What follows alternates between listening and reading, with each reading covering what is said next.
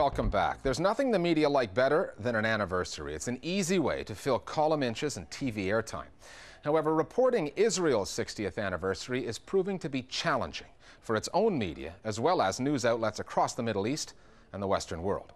In Israel, the media have been distracted by Prime Minister Ehud Olmert's financial affairs, while the Western media have struggled to balance set-piece Israeli celebrations against the view from the Arab world, where they call the establishment of the Jewish state Nakba, the catastrophe.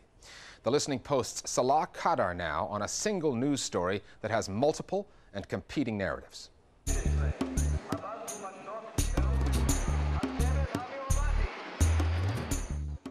The date May 14th marked a momentous occasion.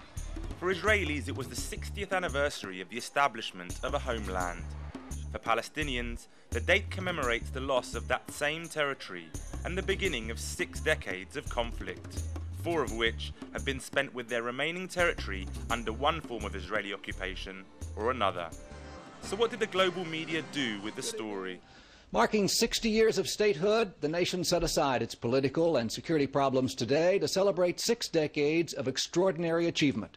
The Israeli media is dealing in this anniversary like in any other before. For 60 years, Israel is ignoring totally the Palestinian Nakba. There is only one narrative, the Zionistic Jewish one, the establishment of the state, the sacrifice of those who fall, and the one and only justice, which is the Israeli Jewish justice. The other side is always perceived, always presented as the aggressor, never as the victim.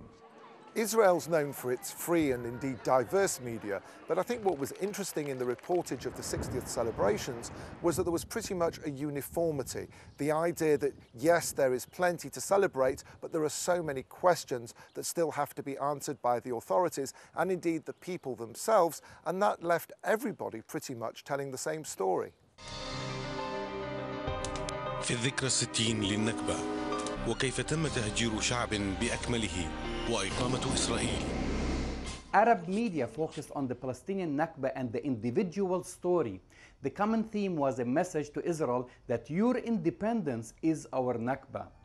Nakba, or catastrophe, the word the Arab media used to describe what happened in 1948, resonates in Palestine and the Arab world at large in a way few words do in any language. Pearl Harbor. I mean, I think that's the analogy. It resonates the way Pearl Harbor resonates in the U.S. It's, you know, the ultimate insult, the ultimate tragedy, the ultimate attack on our honor. While still critical of Israel, Arab and Iranian media outlets, most of which used to refuse to even name the country on air or in print, are changing. Israel is celebrating its 60th anniversary with fireworks and displays of aerial and naval forces. Some 750,000 Palestinians were expelled or fled their homes after Israel's occupation in 1948. What's interesting about the coverage, when compared, for instance, to 10 years ago, Israel's 50th anniversary, is the fact that there was hardly any talk about regaining the land, jihad, liberation, or armed struggle.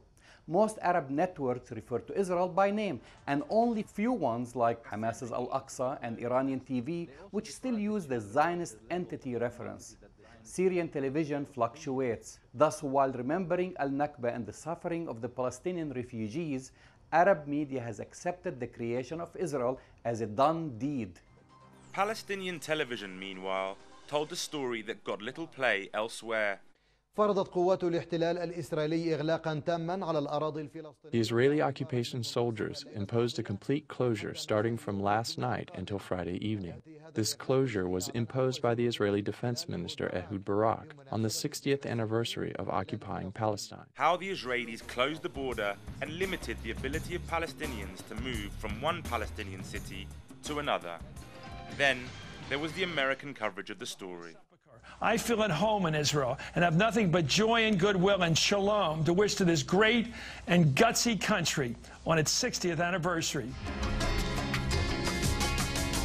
And for many Israelis, there is a lot to celebrate. They really see the nation as a triumph against the odds, rising out of the ashes of the Holocaust, surviving numerous wars against its Arab neighbors, and really thriving in a hostile environment. The U.S. media on Israel's 60th anniversary was one-sided and has viewed it totally from an Israeli lens.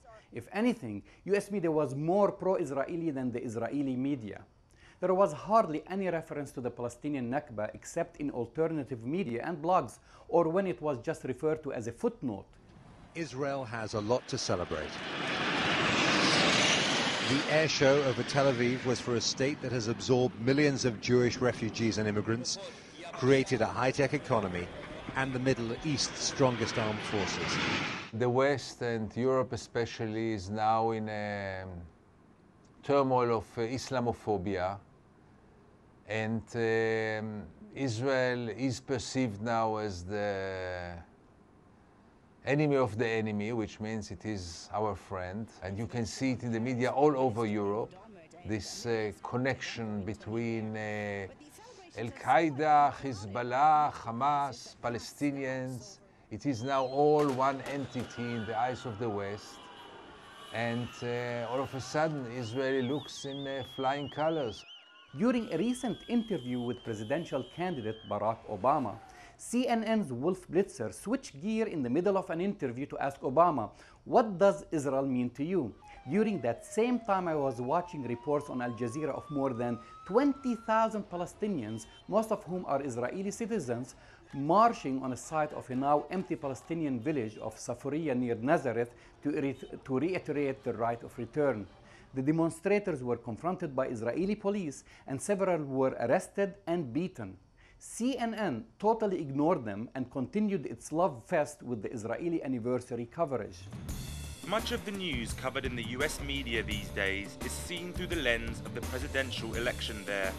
Case in point, a recent interview by CNN's Wolf Blitzer with presidential candidate Barack Obama. But on the 60th anniversary of Israel, what does Israel mean to you? Israel is not only our strongest ally in the region and one of our strongest allies in the world, but there is a special connection between America and Israel. Sometimes, to really understand a story and how it's covered, it helps to know the background of the storyteller. More Global Village Voices now on the coverage of Israel's 60th anniversary. Generally speaking, Israel is as trapped in the state of denial, and the media is as trapped in the state of denial that was characterizing Israeli people and media for the last 60 years. By saying so, I mean mostly to the absence of Palestinian Nakba from Israeli discourse, and the mentioning of the Nakba will be very, very marginalized or be seen as something that is lack of truth, lack of relevance to Israel's current life. Last week, during the commemoration of the Nakba in Safuri demolished village near Nazareth, there were violent events between demonstrators who were Palestinian citizens of Israel and the Israeli police. This event highlights a very important point concerning the coverage of the Palestinian issue both in international media, Israeli media and Arab media, according to which the Palestinian citizens of Israel are marginalized or excluded or absent as part of the Palestinian problem. Finally, the long drawn-out race for the Democratic presidential nomination in the U.S. has been manna from heaven for the satirical media. Shows like Jon Stewart's and Stephen Colbert's on the Comedy Central network are now targeted by candidates who are willing to risk ridicule in their hunt for votes. However, the granddaddy of U.S. political satire is NBC's Saturday Night Live, whose parodies of the candidates live well beyond their broadcast date as they spread via the World Wide Web. SNL's latest satire of Hillary Clinton is our Internet Video of the Week. We'll see you next time at The Listening Post. The following is a message from the next President of the United States, Senator Hillary Rodham Clinton. Tonight, I'm here to tell you why I am that candidate. First, I am a sore loser. Second, my supporters are racist.